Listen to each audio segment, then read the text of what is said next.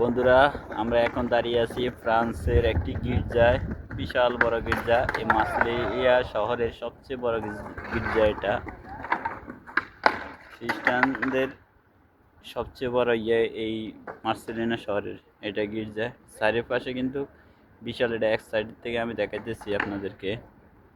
এই গির্জার একটা বৈশিষ্ট্য আছে, এখনো কিন্তু কাজ চলমান। এটাতে অনেক আমলের কিছু কাজ চলতেছে, বিভিন্ন কারুকাজ আছে এটাতে।